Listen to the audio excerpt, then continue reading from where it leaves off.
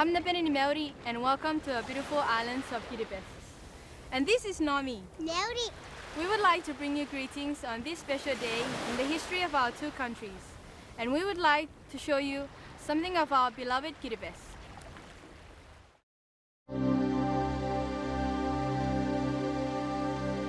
Kamnapenani Maori, and welcome to Kiribati, the first country in the world to greet the new dawn.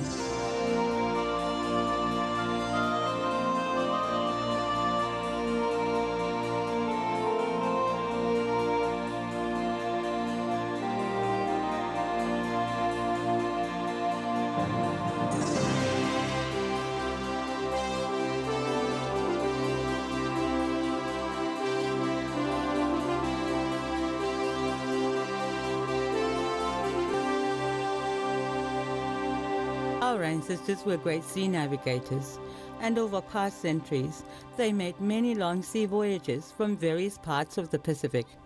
The more recent migrations were from Polynesia.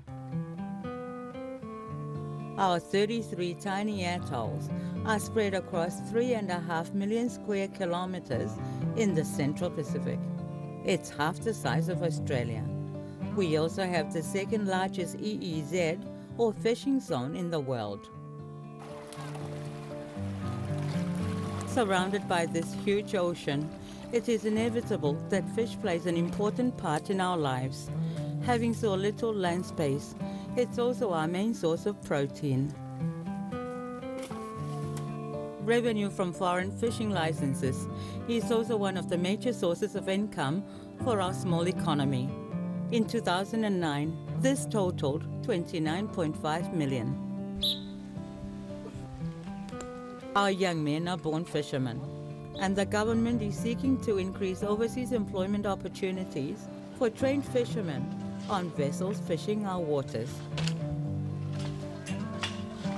In Kiribati, we have two forms of governance. The Westminster system of democracy was passed on from the British when we gained independence in 1979. In our villages and communities, we also have our traditional system of local government, where each family is represented in the maniapa or meeting house. The elderly have always held a special place in our culture. Many of them are guardians of traditional knowledge and wisdom.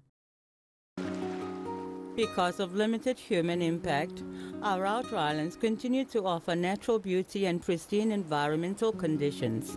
1, 2, 3. Special pride of place goes to our being custodian to the Phoenix Islands Protected Area, PIPA.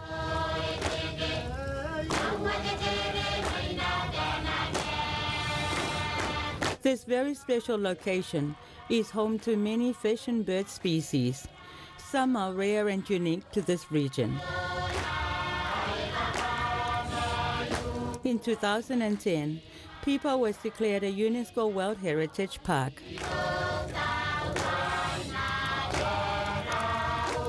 Beautiful, okay?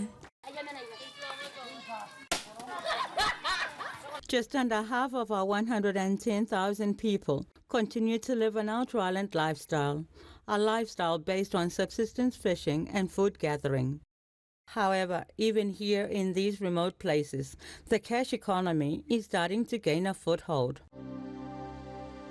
With a population of more than 55,000, South Tarawa is the administrative and commercial center of our country.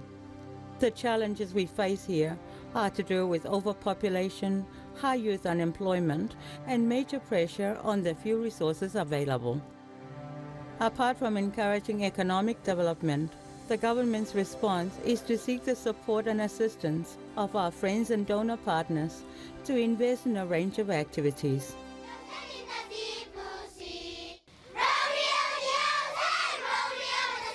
Basic education is one priority. Another priority is in the area of vocational education, which will better prepare our people for employment opportunities, both locally and in the international labor market. We call this migration with dignity. One continuing success story is the training of local seamen to serve on vessels overseas. Our seafarers have a top international reputation, and in 2009, their remittances totaled $11.6 million. Our country is having to deal with many of the challenges which face small island developing nations. If that wasn't enough, we now face another new and dangerous challenge.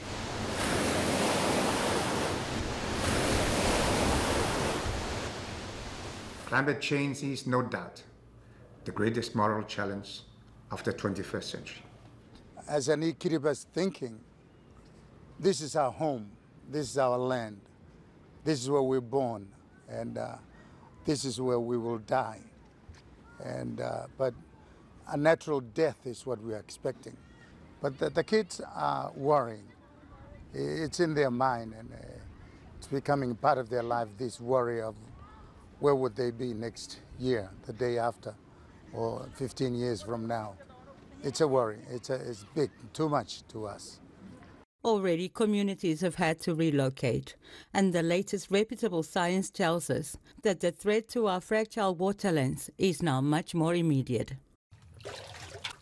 Without fresh water, there can be no life.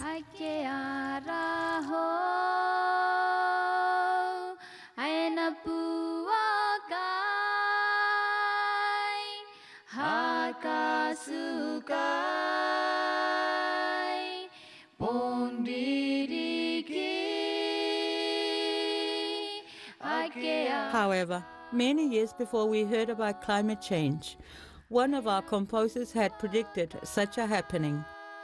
The song tells of a frigate bird flying the ocean in search of food for her young. When she returns, she finds that her homeland has disappeared beneath the waves.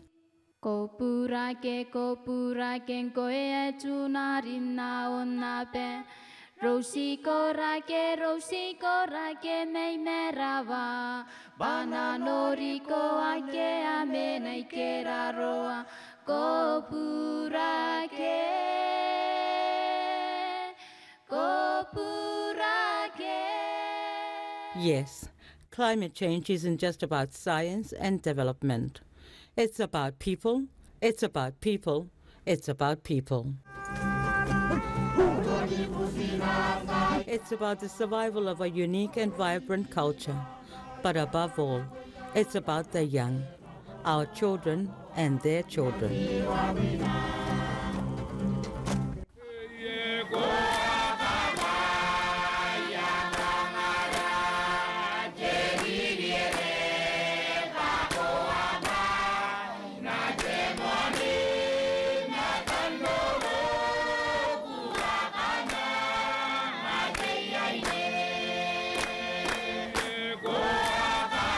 We cannot handle this issue alone.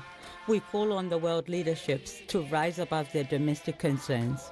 We call on the finest minds of the world to assist.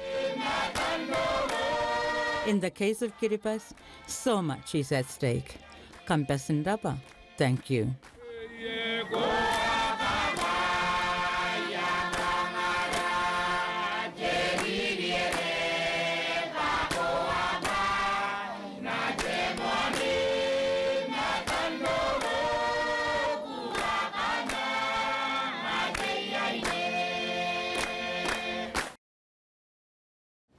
We would like to thank you for your attention and for being a good friend of Kiribati.